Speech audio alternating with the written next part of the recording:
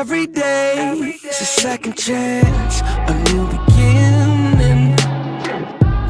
Hold my head to the clouds, 'cause I can win. All I know is celebrate when you can. I'll just go.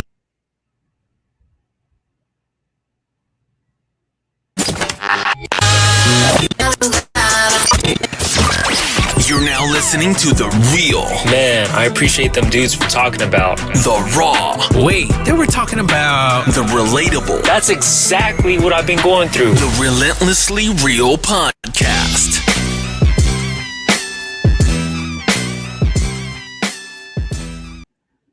What's going on, everybody? What's going on, everybody? What's going on, everybody? We're having all the technical issues this morning. I don't know what happened to that video, but it was going crazy. It actually happened last time. I'm going to work on that one. But good morning, Mike, and good morning, T. Good morning, good morning, good morning, good morning. Yes. I'm going to do a different greeting for everyone on the Let's See Real Podcast this morning. Just say, hey, how you doing? God bless you. No, welcome to the Let's See Real Podcast, where we discuss real, raw, and relatable topics. Thank you so much for taking the time to listen to our podcast today. Let's kick this off with some amazing introductions. My name is John. My name is Mike. And as always, I'm Terrence. Terrence, after all, this is Miami tea. This is a different kind of tea. Okay, this is a different kind of Terrence. This is not the same Terrence you knew last week. Okay, the last week's Terrence hit different. Pause. But this week, Terrence, he in Miami. Y'all see the background. Y'all see Miami Terrence. Yeah. I'm in my bedroom. I'm not in Miami. This is my bedroom. What bedroom? Your bedrooms don't look like that. They don't look like that. It kind of looks like a hotel room. But whatever. Unless you did some major remodeling this week. I did. I pimped my own house. Yeah, I don't think so. So listen, I'm excited today because we have Terrence all the way in Miami, but he still was able to hop on the podcast with us, which is awesome. And That's right, grind don't stop. So Hey. I don't understand. I don't understand why people not. I'm just a shameless plug. Why you're not following us? Like, you gotta yell at us Calm like down. that? Why it's a bit much. Whoever just was not ready for that. You weren't ready. So listen, if I'm in Miami and I'm on, there's no reason why your friends aren't on the podcast right now. So now that is a true point. Wake them up. I don't Wake understand. them up, tap them on the shoulder, turn them on. Turn the Facebook. Tell them pull up. YouTube. Yeah, this is the time to get them together, right now. In the words right of Lawrence now. Fishburne, wake up. Wake up. Like, I don't know if it's that they're not up. I don't know if it's not they're not up, or that they're just like, you know what? I'm doing something else, right? I'm washing my hair. But you There's can do this nothing while else you're to do washing right your hair. now. You can do this while you're washing your car. You can do this at any point in your life. there's no really matter what nothing you're else to doing. do right now. There's I nothing agree. else to do besides watch the Relentless Zero podcast. Terrence is a That's little the energy spicy. I'm on. He's spicy this morning. I don't know what's going on. I'm being extra, like your It's shirt. Miami. Like, it's just Miami makes you extra. Like You that. like be my shirt? extra. Yes. Be extra. Be extra. Yo, I'm excited. Today is my actual birthday. I turned 36 today. And at the same time, wait a minute. I didn't I take that said reaction what at all. I said. I'm old. You're only as young as you feel, and I feel great. First of all, you're 40. I'm 39. Oh, Shut your 39. mouth. 39. Okay, excuse me. But I'm not. But 55, shut your mouth. right? 20. I'm 39. 5,000 years old. Okay, so I just turned, like I said, 36 today, and also my daughter turned 1. So I'm like, yo, it's a good vibe. It's a good feeling this morning in the house. I'm not even gonna lie to you. How does it feel to share your daughter's birthday? It feels tragic. It feels Like a Romeo and Juliet. play. I was like, so you just gonna cost my birthday like that? You just gonna take it away? Like she's like, Right. yeah, The takeover. you no longer have a birthday. You no longer matter. All right. That's your fault. That's all your fault. You need to game plan a little bit better next time. That's your fault. So I agree with you. I'm not even gonna disagree with you. I think as far as sex goes, I could have did better planning. I don't know if I was just I don't remember what transpired. I don't know if we had those drunk nights. Those nights, that's for married. Yeah, you can't plan for those. Married people, yeah, you just can't plan. You don't know that the night's gonna end that way. You're just like, hey, we're here now, and I'm excited 9 about months it. later, And now she's here. Yeah, exactly. I'm here, and now she's here, and so that was a little bit frustrating for me. I was like, man, you just took my birthday, and no longer does my birthday matter. I mean, literally, people were like, "Happy birthday, Jordan! Jordan, we love you." And I'm just like, hey, it's my birthday too. It's been it's been my birthday for 30-something years. So you would think y'all would remember, but they're like new birthdays, no old birthdays. Nah. So it's cool. I'd rather share it with her than anyone else. So I turned 36, she's turning 1. And I was reflective this morning. as I think all people are, when you turn another year older, you start to think about like, man, what am I doing? What am I feeling about life? How's life feeling right now at this point? Am I on cue with what I thought I would be? Am I doing what I thought I would do? All the things, right? So maybe that kind of formed out my question of the day for you guys this morning, yo. So like, my question of the day is this: who do you perceive yourself to be versus who you really are? Who do you perceive yourself to be versus who you really are? Do they match? And you are welcome to go anytime. Because I was like, I'm not answering first. I'd like to think that who I perceive myself to be is who I really am. And sometimes, just people in general, they can have this false narration, like even in their own minds of like, hey, if I say this certain thing, this is how this is going to happen. And it really, the reaction to whatever you say or do is not what you expected. So likewise, like our lifestyles is we can try our hardest to like make it match up with what we like intend for it to be. But at the end of the day, like it all depends on, I guess, I don't know. It all depends on how, I guess, our environment reacts to us. And that's what determines, who we really are. Is that the case? Is that right? Or how y'all feel about that? How y'all feel about that? Say the last thing. I want to make sure I understand what you're saying. What's the last thing you said? So it's kind of like we can, whatever we put out in the world, that's our perception. We have a certain perception of how the world is going to interpret that. But at the end of the day, it's their choice on how they want to interpret like our actions and our words and things like that. And does that determine who we really are? Or like, like the reaction of folks to what we do and say, does that determine who we are? Yeah. I'm gonna go spiritual because I feel like that's the best way to answer this question. And I feel like Jesus did a good job saying, hey man, who do people say that I am? And I think that's the best accurate depiction of who you really are, in my opinion. Because I feel like who you actually are is represented from the community in which you are around, right? So like the community kind of breathes or speaks into the validation of who you say or believe you are versus like your own thought. Like you think a lot of things about yourself, but what does the community you're around think about you is probably more important. Yeah, that's my take. Nah, I feel you. T. What we do in life echoes in eternity, and that was so. My God, I was like, whoa, that is so deep. Nah, like it's like I'm in a weird spot because I'm not as reflective. I feel like I will be in December because turning 40 is like a big deal. That's like a real big deal. And so I'm actually living like moments to moments right now. And I just have this thing, like, I see what people I don't care what other people think. And because I struggle with comparison, I'm in a point where I'm just like, I just don't care, What does that mean? I feel like that's a great thought to have, but I don't understand. I don't like, what do you mean when you say you don't care? So right now I'm in a point where I want to be my biggest critic. I want to be like I want to judge myself the most. I want to have the most complaint about myself. And I feel like I have lived years living off what other people thought I was like about me. Yeah. And caring about other people's opinion about me. And legit, like, and it goes back to what I've been saying for weeks, being off like Instagram and being off Facebook, it's been so therapeutic.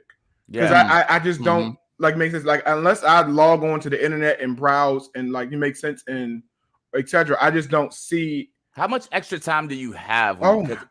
Because I feel like I really be like, man, I don't know. I gotta stop. So right now it's TikTok, because like TikTok is a rabbit hole. It's a rabbit hole of just like enjoyment and amusement, which Instagram and Facebook used to be before it got super political and super opinionated. Yeah, and right now TikTok is just funny stuff all day long. So you just want to be entertained. Next one.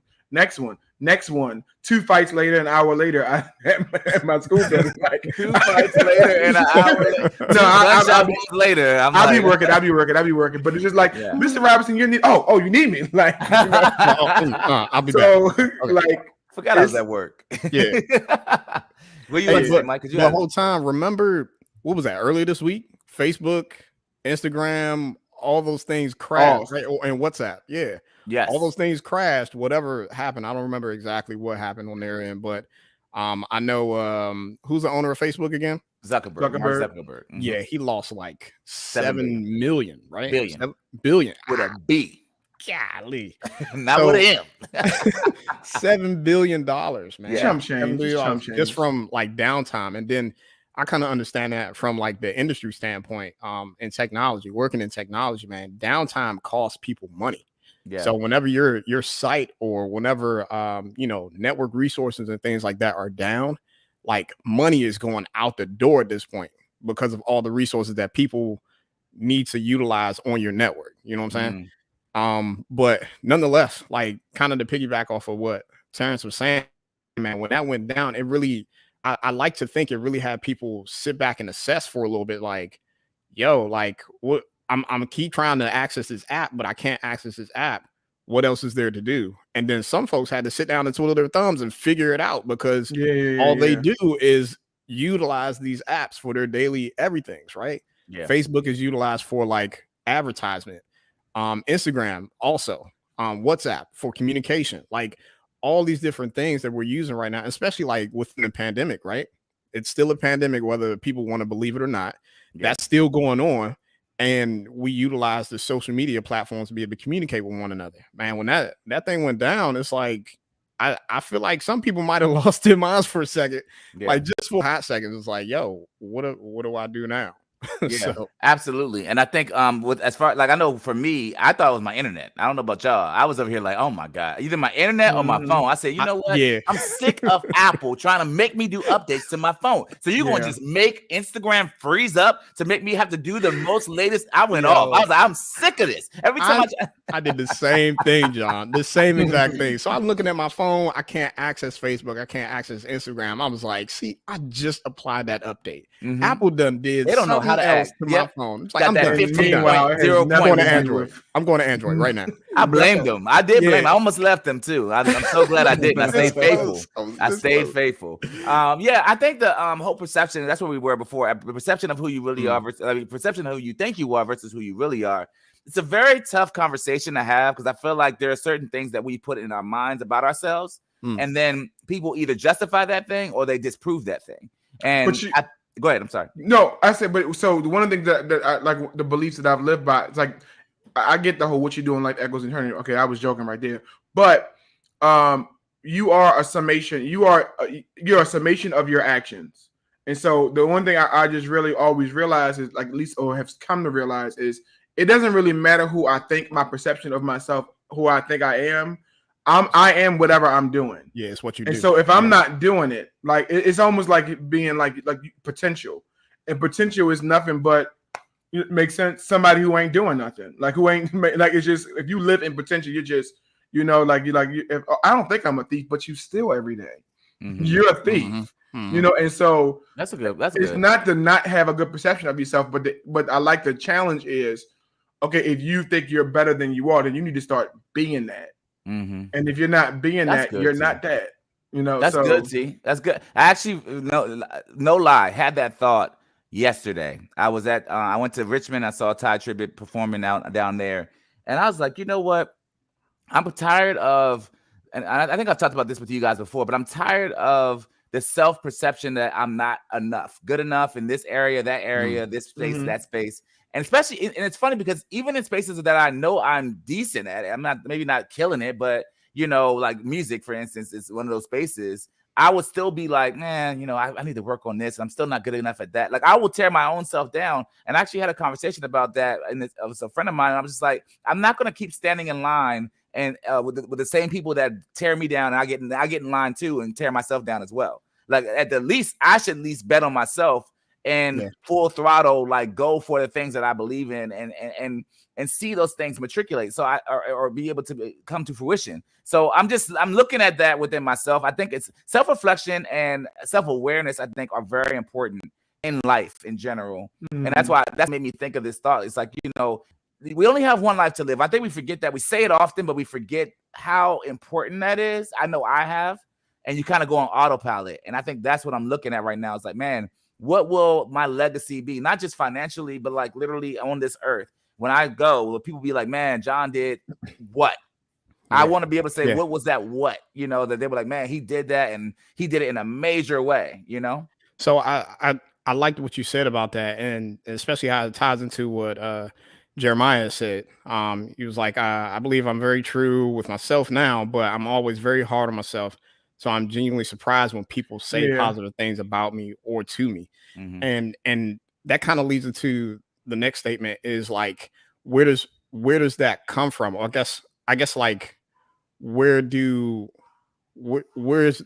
value in it, right? So for example, if we're constantly seeking for the next best thing, that can turn into, like, some people get depressed off of that, right? Because there's always the next thing you have to aim for, right? And if if there is no sense of, I guess, gratification in the things that you're doing now, and if you don't reward yourself for the little things, you find yourself in this downward spiral, aiming for the next best thing. Like you're trying to aim higher, but you're really causing yourself to go lower, you know? So it's a tension, because in our culture, like Terrence mentioned earlier, comparison is huge.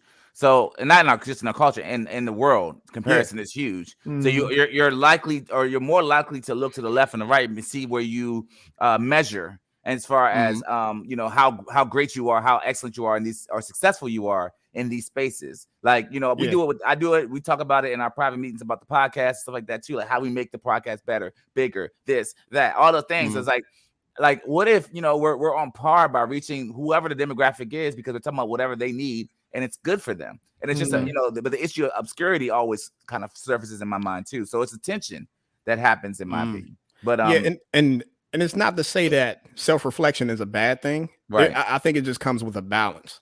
Yeah. Right. Being able to reward yourself for the good you have done, but continue to strive for more. Yeah. It comes with a balance. Yeah. So, if, you know, Dave Chappelle released this special, and I want to talk about him. We're not going to give any spoilers, guys. So we're not going to talk about at all what the newest, most recent, the closer. We're not going to talk about that in any sense. But we are going to talk about him, because I was like, I had a thought this morning. I was like, you know what? I really wish Dave Chappelle was my pastor. Whoa. Pastor Chappelle. I wish he was my pastor. That man don't care. Okay, he just gonna say what he's gonna say. Dave Chappelle released his new special, and immediately he got backlash for it. Special was called The Closer.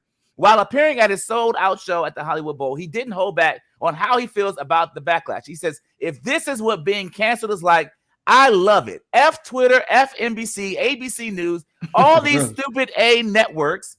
I'm not talking to them. I'm talking to you." That means us. All right, people. This is real life. And so I had a thought, and it's like the Kevin Hart effect, right? So Kevin Hart being the next comedian, the next big comedian other than Dave Chappelle, he always talks about like how he has to be PC because he has money attached to other people's job, you know, to the job. So like essentially he has a business, you know what I'm saying? So whatever he says is damaging to the brand and to the business and people's livelihoods. So he was saying basically how he loves that Dave Chappelle can talk so freely because he owes nobody nothing, no overhead, no nothing. And so my question is this: what do you think is more important, selling out your values of what you really believe, or making sure your staff gets paid? So here's the thing. Yeah, because it is. I'm curious. Is it considered selling out, or is it selling out like what Kevin Hart does, or is it being filtered? And I feel like Kevin Hart said he's really filtered. And the one thing Kevin Hart said on his interview, he says he can't wait till his last stand-up special. He says it's going to be his best special ever. Because at that point, I don't care about what you think. I don't care. I'm not care about losing any money. This is it. I'm done. All the cards on the table. All cards on the table. Yeah. And so I feel like Kevin Hart is filtered, while Dave Chappelle is 100% unapologetically unfiltered, and he just does not care. And what's so funny is Dave Chappelle and Trump are growth in that. And people are like, you can hate Trump and dislike Trump, but Trump said what he wants, and they love him for it. And I feel like Dave Chappelle says what he wants, and people love him for it. He'll get more clout, more people to buy stuff, more people to go see his stand-up like because he just say what he want. And so I feel like I don't know which one is better. I think that they are both right in their argument. If Dave Chappelle had what Kevin Hart has, he can't do that. Like, and I 100% agree with Kevin Hart. You got to be filtered. Like in my job, I'm filtered. Like, and I navigate that path. Like whenever we deal with issues that are like controversial or etc., I can't say how I really feel because I have a responsibility to make everyone feel welcome in my building. But don't comedians have a different? No. Yes, because they used to. They used to. Not when you employ. Like his growth allows other people to move forward, and as someone who's a proponent, especially if it involves Black and brown people moving forward and getting out of poverty and staying jobs and growth, if he's doing that and moving people forward, it's the same thing with the Carters. Your success allows them to move forward, and so in their realm, like imagine you do production for him. Makes sense. You want him to be filtered, like because I get it as an employee. That's what I'm saying. That's the only reason why. If I agree because of who he has behind you, but then I also agree with Dave Chappelle. That's why I don't have all that. Yeah, that way I can say whatever the heck I want. Yeah, George Carlin, Dave Chappelle, who's the one that died? Bernie Mac. All them people would not be able to. Bernie Mac could not survive. He could not be this climate. No, I mean, as a comedian, so. That retarded kid joke from Kings of Comedy. Oh yeah, he was teasing me, John. That's it. Oh my god. Yeah, that would. It just shows how culture has so changed. Because that was like, I mean, I remember being in the theaters, dying laughing at that joke. Yes. I mean, he cleaned up the Kings of Comedy particular movie. But Mike, what was your thoughts about that one? So, like, which route do you feel like is more, I don't know, true to you? I guess. So, like, would you do the Kevin Hart route or would you do the Dave Chappelle route? You know what I'm saying? It depends on. I guess I honor what Kevin Hart is doing because, like, I guess Terrence had already mentioned, like, if you have all of these people that are utilizing this avenue that you own to be able to come out of poverty to make it, I guess, within the industry, you have a different weight of responsibility on you now to be able to pave that way for them. Granted. Like Khalida said, like if that filter starts to contradict with your morals and like true to who you really are, like what good are you really doing for yourself and for the people? So like I guess I could kind of equate this situation to Tyler Perry. Tyler Perry is getting it out here as far as like getting his own studio, getting his own. I think he's trying to get his own airport now, right? I think I seen something. Yeah, I seen something in the medias that that he was. In all the medias. Oh, okay. So he's trying to get his own airport now. So like with that in mind, man, once you own the things that allow you to move forward, you can shape it into a way like where it's yours and you can define your own filter and what that looks like. But I guess right now, because Kevin Hart, he's kind of headed towards that way in a sense of trying to like obtain his own. I feel like he's trying to obtain his own so he can shape his own filter and being able to like utilize that avenue properly, if that makes sense. Right. Yeah. I think it depends on the person. Jeremiah says that's twofold because if you aren't the person who owns your content or you're an independent artist, you will always have to filter what you say. And a lot of people have to go the Hart route because he's not just a comedian; he's connected to a lot of other businesses. Hollywood ventures, etc. So I think because Kevin Hart is a brand in and of itself, like he is the brand. It's funny because I feel like Dave Chappelle is choosing to leave money on the table too, strategically. Because like think about it, who wouldn't want Dave Chappelle idealistically representing their brand? But they're like at the same time they're like, but he is wildly going to say whatever he thinks and feels, and that might be detrimental to our brand. Yeah, and the same thing. Think about the movies with him. How many commercials? Dave Chappelle commercials? How many products is he sponsoring? Yeah. Think about when Dave Chappelle was in movies, though, right? Yeah. Like all the different movies that he was doing in the past, I guess early 2000s or something like that, even in the 90s, and then going into having his own comedy situation on what was that, Comedy Central, where they were airing the Chappelle show. Yeah. Like I feel like he was headed in that direction, but there was a shift where he started to realize, like, yo, like. they're trying to filter what this is. Mhm. And he was like, nah, like y'all can't do that for me. So Right. he has chosen to stay in his lane Yeah. to a point where he can continue to have his own filter or lack thereof, and drop the money that does not apply to him being able to make it in different realms. Like Yeah. you gotta not necessarily pick your poison, but count the cost at the end of the day. I think last thing we're gonna say, we can move on. I think Dave Chappelle was smart to do Netflix deals with in partner in that way, and that way he could say whatever he wants to say, and they can't do. And honestly, that's a strong move on Netflix, because they could have been like, man, we can't do this, but they didn't. Think about it. As much as cancer culture exists, nobody's sitting here like, man, stop watching Netflix. Nobody. Yeah, That's not the energy. Yeah. Nobody's like, man, I can't believe they let this happen. Let's everybody stop watching Netflix, because everybody be like, man, I don't know, but hey, we fine with it. Like, I mean, it's Netflix. You know what I'm saying? Mhm. So it's interesting that it's become such a big brand that they endorsed and did a deal with him. I think they did like a 5-part, 4 or 5-part deal where he did like 4 or 5 different specials. And Yeah, I don't know if you haven't seen them, you need to check them out because they are hilarious. Khalida said, is Kevin Hart actually paving a way, or is his situation controlled by other people's financial gains? I think he is paving a way. I don't know if it's the way in which I would go. I like the model that Dave Chappelle did better, because I don't like having to feel like I have to censor what I really think. I guess for the greater good of your comfort zone, because I have an issue with, especially in this culture and world today.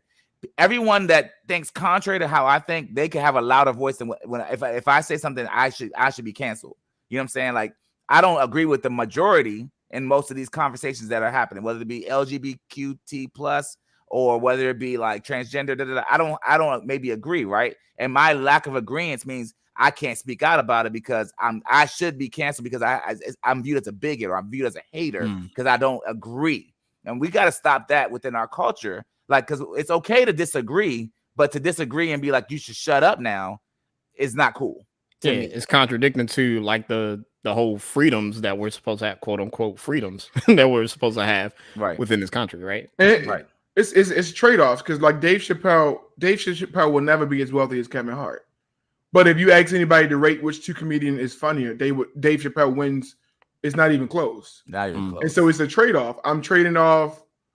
Like, I think when you don't filter yourself, you get to be who you are, and you're probably better at your craft. Yeah. Like, Kevin Hart, he's authenticity. Just he's got money coming everywhere. Like, he's just like, it's just like, that's a good point. Like, he'll never be and that's just that's how the world is. Yeah, and that goes back to my point of like counting the cost, though. Like, it's a trade-off. Yeah. Are you okay with the trade-off? I like that, T, because you're saying essentially they're rewarding him for playing the game. Yeah. That's exactly what they're doing.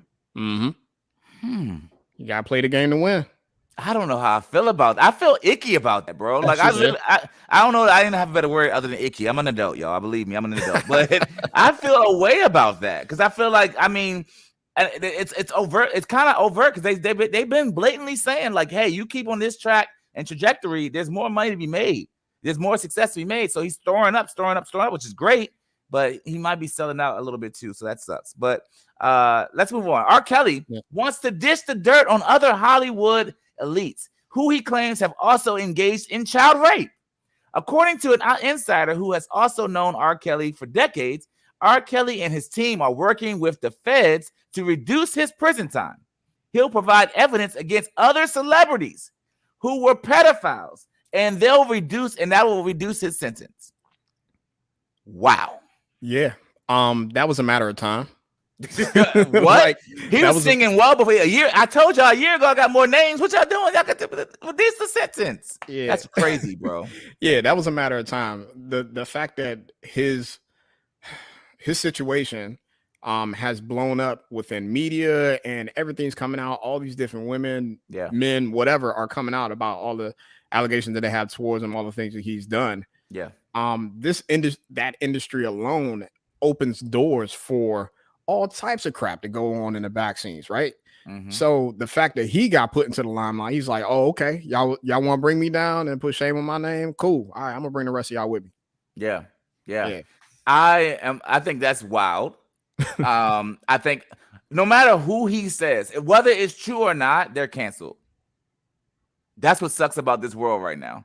Like he could say something and it just not even be true. I'm not even going to name a name because I don't even want nobody to even be potentially rumored that I said anybody. But like legitimately though, if they say anybody, that's like oh. So whether you did it or not, they're going to believe that. Like why would he have like he don't have a reason to lie? He does have a reason to lie. They planted the seed of the thought of like that was a thing, and now that that's there, it puts so much trash on your name, man. That's going to follow you, man. What do you say, T? What'd you feel? It's listen, I'm like not divided. It's just I think cancel culture exists and there's a room for it. It does annoy me at some point, and I wasn't on there at the beginning of the year. When we first did that was one of our first topics was cancel culture. It was, and I'm like I'm slowly getting on the side of I don't like it. Like I don't like it.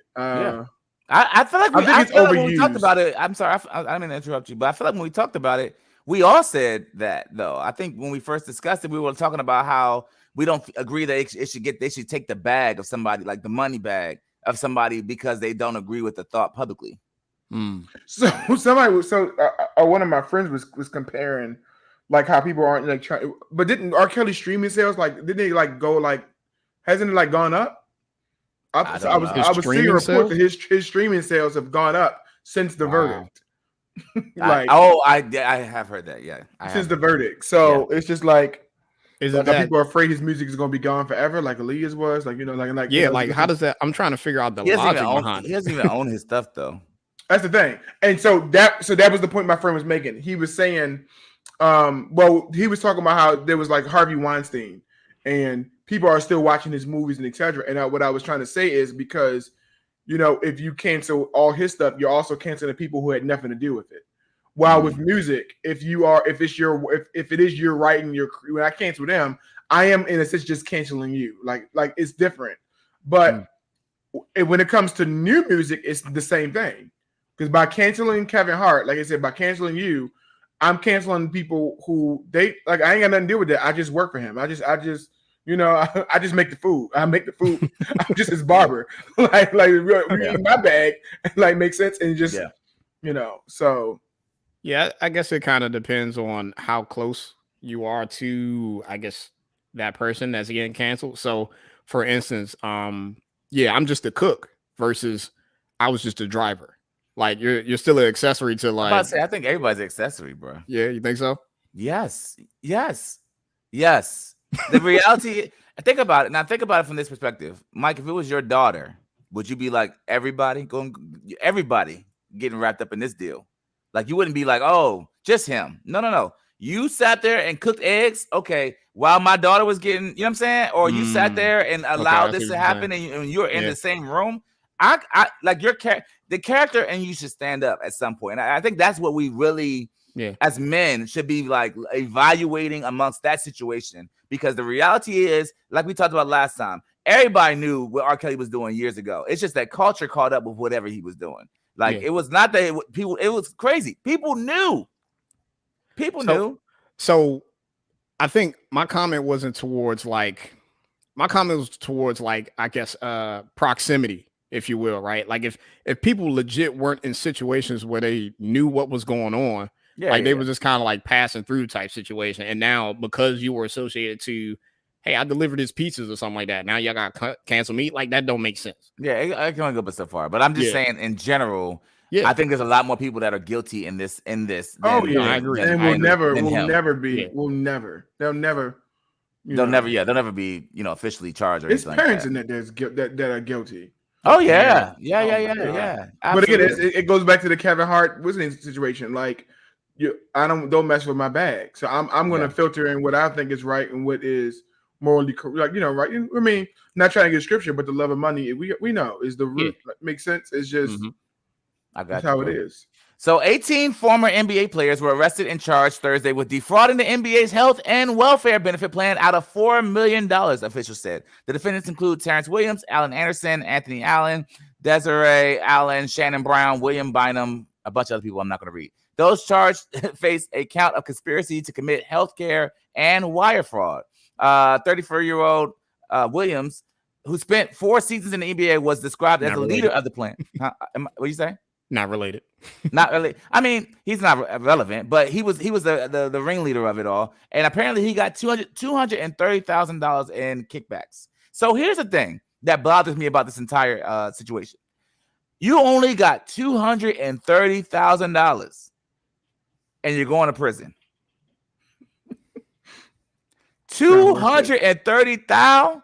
I'm not saying it's an amount that I would be okay with, but I'm thinking 230,000 ain't the amount, nearly the amount that now I got to go to prison over. But essentially, he basically, with the NBA, you have to like submit your claims and pay out of pocket. And basically, they're creating false invoices, submitting those claims to the insurance. Insurance is paying them back whatever their fake invoices were, and they were sending the kickbacks back to Williams. Listen, I've said this before. I'm gonna say this again. Black people, you can't do black people crimes because we get caught. You damn sure ain't gonna be doing no white collar crimes, okay? Black people, listen to me. No matter how wealthy you are, you cannot do white collar crimes.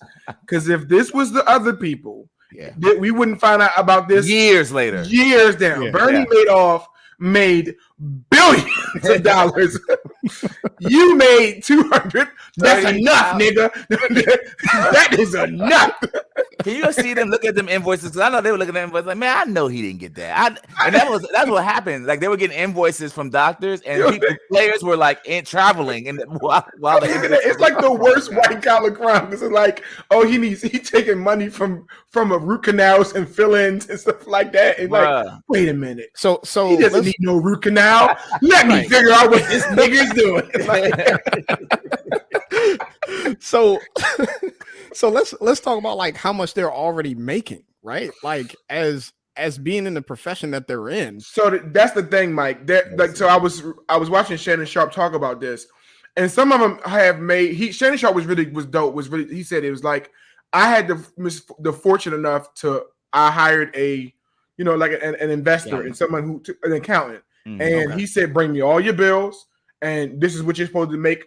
This is what you spend every year. And he said, I always spent 10% below that every year. And I made wise investment choices and etc. And a lot of athletes, I forgot the data, but like the most NFL athletes end up filing for bankruptcy or end up it was a hard thing because they don't make wise investments. Yep. And so then you add in divorce. I think some of the players that was involved in this scam were in paying out, high alimonies and divorce rates and, etc. And so that I'm not trying to count their money, but we would assume, like you said, Mike, that they should, like, I think I think the highest one on there, he made $40 million. I think he was the one who made the most out of all of the players on there in his NBA career. He made $40 million. And so it's just like, you're a millionaire. You shouldn't need $200,000 or whatever you need. But then again, I don't know the business enough to know like all the different costs and stuff that they have to pay toward. Yeah, they're making this much money, but that's the same with us. The regular schmegular people that make, whatever we making. Right. And taxes and things like that we have to pay towards our different bills, our different, whatever our financial obligations are, what we're bringing home, like there are certain costs that we have to like pay as well. So they might have certain stuff equating to, maybe jersey fees or like shoe fees or, whatever. I don't know. But regardless, I know when they travel, they got to pay taxes wherever they travel. I believe I know for NFL that's the case. I'm not sure if the NBA, but they got to pay taxes wherever they are. So like literally every it's crazy. Every place they play, they got to pay taxes, which is crazy. Wow. It's wild. It's really wild. But aside from that, also 2 WNBA players released from team after video of wild brawl goes viral. And I'm trying to see if I can bring this up. Because y'all see that? Yeah. Y'all hear it? Maybe not. You need to hear it.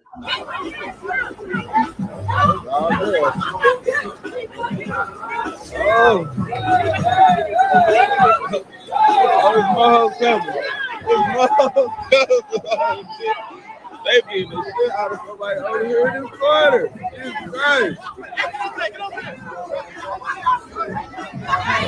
So they're fighting. Is that a mission?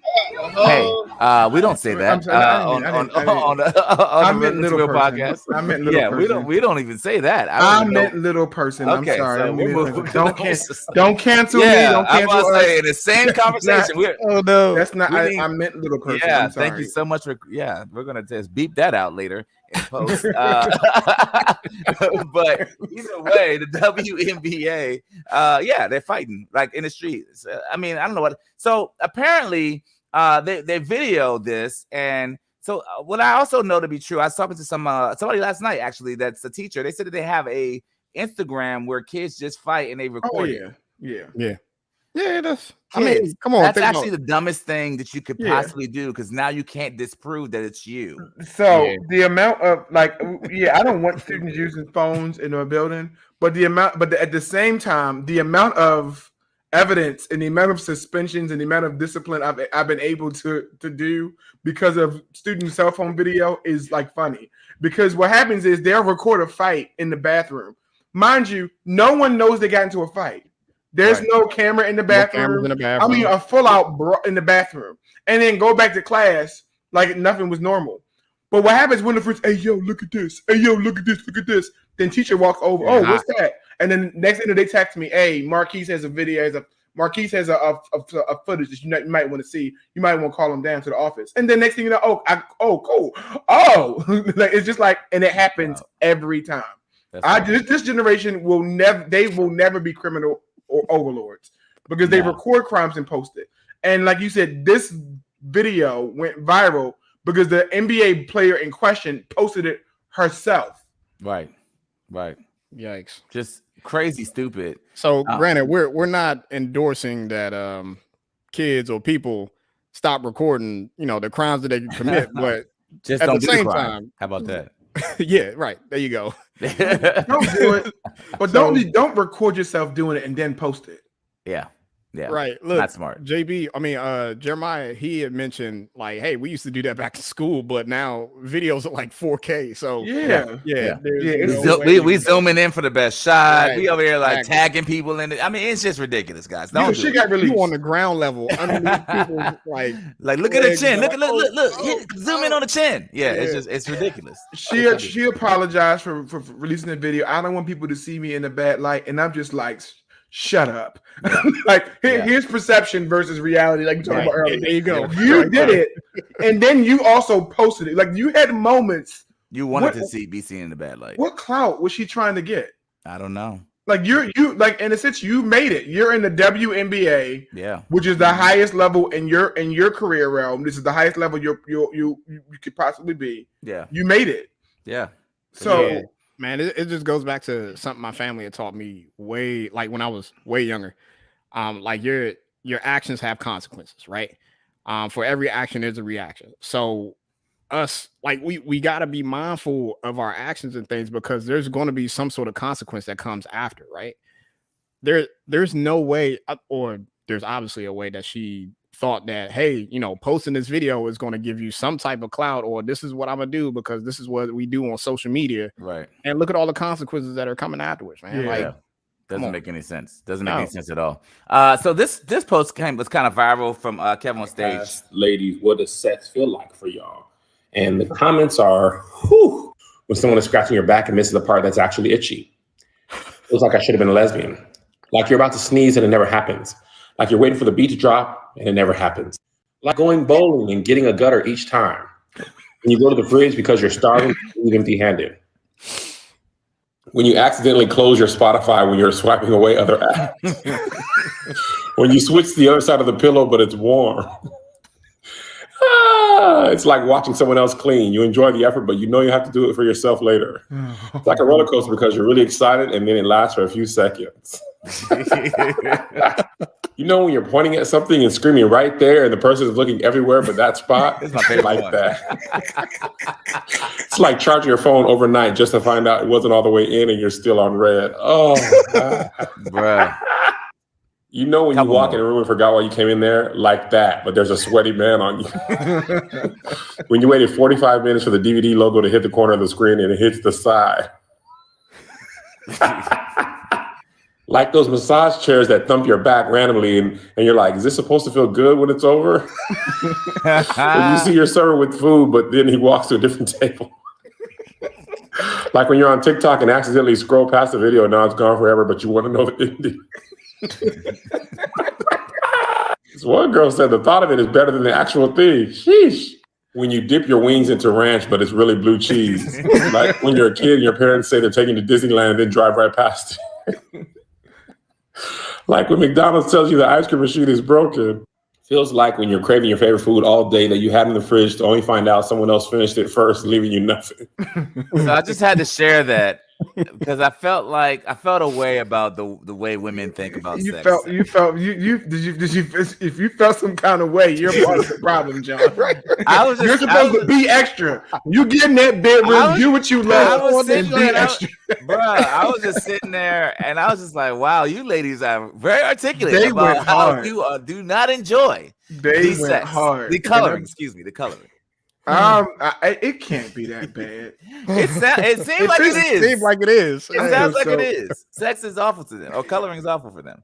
Yeah. So I just wanted to bring that to our attention as men, not even the men on here, because actually there was another one that Terrence had shared with me. I don't think I have it on here, but essentially it was. I don't have it on here, but it was two white ladies that were talking about how they want the roller coaster to end in 7 minutes or less. Yeah. They don't want to have longer sex. Yeah, they were like, hey, I want 7 minutes or less because it helps me to be able to do more things with my day. I don't want to be here all day. I'm here for a good time, not a long time. That's what the ladies were saying. We're sending mixed messages.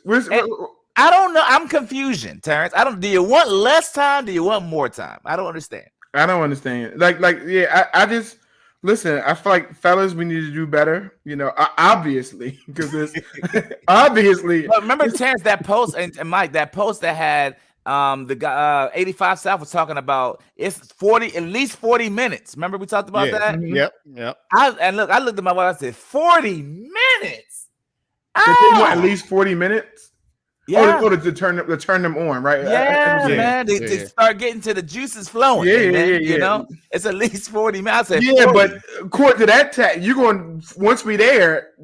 It's like let's get it over. Go up the track, and then when you get there, it's no drop. It's just it's not fun at all. Yeah, it's just there's no actual drop on the roller coaster. The dip was like, that's not the slight dip, Mike. Not the slight dip. Yeah, that's it. All the anticipation. Been going up for 2 minutes. It's about to be. This joint gonna be. So here's my question to you, gentlemen. We're gonna talk frankly because we keep it real, raw, relatable on the Let's Real podcast. Yeah. What about women that do not climax? Because there are women that don't bust off. You know what I'm saying? Exist. You said you don't think they exist? It does not exist. I've heard differently.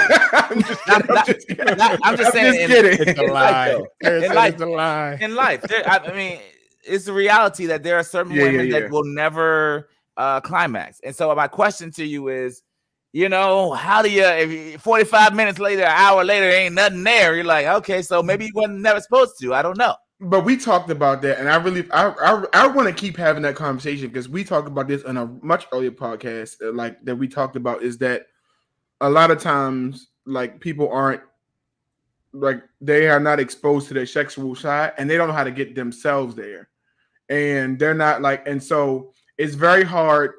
It's very difficult for a man to get you there if you can't get yourself there yourself, and that's one thing. And then and I think I even said back then, I just believe that a lot of men don't put effort. They don't put effort, and we can be very selfish, in general, and we can definitely be very selfish in that environment. Right. So I do believe there would be more. That number would go up if men weren't selfish, but I also don't think that women and men don't understand the nature of the human body like they think they do, and you could blame organized religion for a huge part of that conversation. 100%. 100%. And so a lot of that is not even exploring like how the human body works, where nerves are.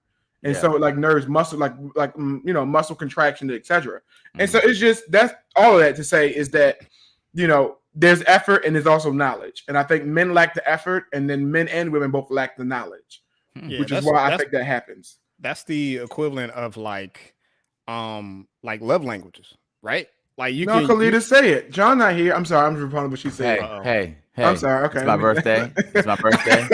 It's gonna remain my birthday all day. I saw what she said. I said, "Thank you, Lord." I don't want to have no thoughts about none of those things. Okay. Say what you want to say, Khalida. Say it. Go ahead, Mike. Excuse him. But no, it's the equivalent of like love languages. What we think is loving our spouse is not the way they receive it. So like, what men and even sometimes women think like what each other want is not really what they want. So it's worth having a conversation and communication. Yeah. And like Terrence said, like also like the science behind it. Like for me, being a STEM major and all that other stuff, like liking like chemistry and all that other stuff, like it made me want to think or do the research and be like, okay, so what is this supposed to look like? Like I've actually done that, like while I was in college or like even throughout life in general. Like, I got a wife, you know what I'm saying? Yeah. Like my wife is different from anyone else that I might have had relations with. So now I have to learn her. I have to learn different things about her. Yeah. Even if it comes down to reading a book or even just having a conversation, man, like just talking. So it made me think. So I was just talking about this the other day that it's also a misconception that you have to sleep with multiple people in order to be better at your craft. That's actually totally wrong. Yeah. And I think that the idea is I need to have more bodies in order to be better. And what you would realize is that actually the longer you're with some person and you're sexually active, the more ways you actually will learn more and grow more in that regard, instead of let me bump her, let me sleep with him, sleep with him. And you wondering why? Yeah, because you rolling around. You in these streets. That's like being a jack of all trades and a master of none. Yeah. I'm at my job. I'm at my job for 5 years. So I'm learning how to perfect my skill at this job to get better at this job, to get better professionally. It's kind of the same mindset. And so you can't go from job to job and realizing why I still trash at working. Like, because there's no growth, like there's no development, and and that requires feedback. And so you need a lot people, men, but especially women, because I feel like, I'm sorry, you can hate me when you want. I feel like men will not take feedback, but I feel like women will hate feedback. And so with a man, like, so you in that regards, when it comes to the bedroom, you need to be okay with feedback. And I feel like this is my personal opinion, broad strokes. I feel like women also go into the game thinking they know they like I'm the queen. I got all the assets, so I got this. Period. And I'm that's a JJ popping. Yeah. I know what I'm doing because I got look what I got, and that's it. And that's not always true. And so you need to get feedback too. That didn't really feel good. I didn't really like that. Feedback can be positive or negative. Construction, professional development. But constructive feedback is what's key to like being able to progress in your relationship in that regard. Yeah. I guess my question is, why is sex so difficult to talk about after you get married? Because I feel like that's one of the plagues of most marriages, is that inclusive. It was for sure in mine. But I'm saying in every, like, it's just like sex is not. It's like what Terrence was saying, like, because it's a thing that's kind of like, oh, don't talk about that, don't look at that, don't do this the whole time. And so you're just trying to abstain, and then you finally get married, and the freedom of being able to do it all the time, you're like, you do it probably less than you did before you got married. in some marriages, and then on top of that, you don't even want to talk about it. You know what I'm saying? Like, you can't. The conversation of it feels weird or awkward or less organic. So I think that comes with a combination of complacency, like living with the same person for so long, thinking you know everything there is to know about this person when you really don't. And it's a combination of that versus like, hey, maybe you didn't really know how to communicate in the first place before marriage even started. So now you're struggling based off of like your interpretation of what communication was previously. Now that you're in a deep relationship with somebody in a lifelong journey, it's like, oh, our communication not only has to like change for this moment, but it's constantly changing. But the more people change, the more everything about people's changed. Like whether it's the things that they like, the ways that they communicate, all those different things. Like there's a constant change in motion, like within like a lifelong journey of being with somebody. Okay. Sure.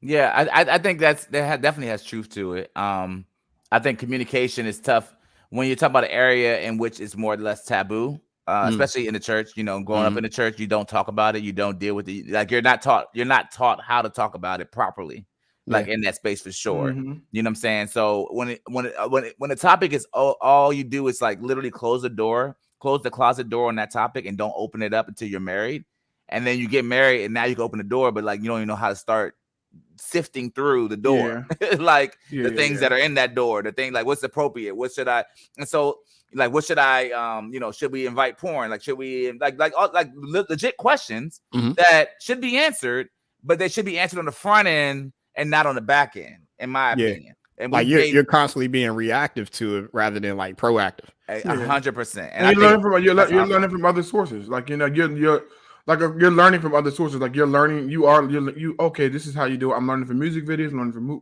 movie, I'm learning from porn. So if I see this tip drill video, I'm thinking, so all women need to be doing that. So if my spouse is not doing that, then okay, well, what's the problem? So you're learning from other sources. And and what I've learned from pornography, this is just my opinion, but what I've learned from it is like that can give you a false representation of what that's even supposed to be in the first place, right? So when you get married and you have this one person that you're going to be, well, in my opinion, marriage should be, just with whoever that person is you're going to have sex with for the rest of your life type thing. That's just my opinion. That's what I believe, whatever. So if that's the case, then as you watch pornography, it gives this false representation of like what you are to expect your wife to do, what you are expect like her to look like when her clothes are off, like all of those different things go out the door. And those are expectations that she can probably never meet just because of pornography being introduced. It's not just Black church. When we say the church, it's all forms of any organized, tightly ridiculed religion is not great in this area. Like it happens to people it happens to Christians, it happens to people who are Jewish, it happens to people who worship Islam, who worship, it just across the board. And so the other side is because you're trying to not open yourself up to things that should be acceptable and welcome, you end up doing things that are totally against and you hide it. And so that's why I believe there are people like I saw someone talk about they have not dealt with their own personal lived experiences. I think a lot of times people in church get involved in things they're not supposed to. It's because they're trying to hold off a part of their body that should be expressed within certain confines. And so now I'm doing things with my body and I can't talk about it. I can't judge it. I'm doing things that I'm not supposed to be doing. And then we end up with Catholic priests scandals with this little boy, because they think that they all have the gift of celibacy. And that's not what Paul was talking about. Yeah. And so it's just all these things you're blocking off something that's supposed to be expressed. It's supposed to be lived. But again, the church, we suck at this. We are trash at, in my opinion, of how to have sex. And so, like John said, you get into a marriage and you excited relationship, whatever you want to call it, marriage, and you don't know, you can't talk about it. And what's so funny is, if you don't talk about it, it's also going to end the marriage. Yeah. Especially for men. I can't speak for women, but for men, especially for men, because that is an area that is extremely important because I think for both, but especially for men. Yeah. And the lack of getting better in it or talking about it will end up being something that leads to something that's not supposed to happen. Let me just say that. Yeah, Jason says sex is just uncomfortable to talk about in general. No one wants to get judged for their actions. I mean, I agree. I mean, it's especially if it's not like, oh, you did that. You know what I mean? Like if it's not that, I don't even want to hear like, you really did not do it. Like, who wants to hear that? Yeah. You know what I'm saying? Actually wasn't good. That didn't feel that good. Was trash sex. It was actually pretty trash. Wasted 20 minutes, 30 minutes, whatever the case may be. Give me a second to recollect myself, and then let's maybe try it again. I don't know. Matter of fact, Let's just try next week. Yeah, that's awkward. And I think it's a pride issue for sure. You know, where you're just like you want your ego to be rubbed as a man, right? You want to feel like you're taking care of your wife or taking care of, you know, however you believe about it. But you want to feel like you're handling business. And the issue is that, like we said earlier, it's so taboo of a topic that is not addressed. We're so ill prepared for it, which I think is why a lot of marriages end. I had a conversation with my wife earlier, and I was like, we talked about this, and then I want to dive deeper on this in another episode, but we talked a little bit about how she was like how present she said her father was, and I was like, you know, and she was kind of comparing me to how I, you know, to some degree, how I wasn't as present as she believed her father was. But I was like, you know, perception doesn't make it reality. You know what I'm saying? As far as what we may perceive a thing to be doesn't mean it's necessarily true. And so I think I perceived maybe my mom was so super present, and maybe the reality, my dad was like, man, you could be more present. You could do more things. You know what I'm saying? But I'm perceiving it as a certain way. So I just feel like we gotta be careful how we perceive things to be. What are y'all looking at? Jason laying there. Oh, that's just. Oh no, that's not. No. Who wants to hear? My wife gave me that gawk 3000. Why is he saying these things? Jason says, "Who wants to hear? My wife gave me that gawk 3000 double-handed twister." Just awkward.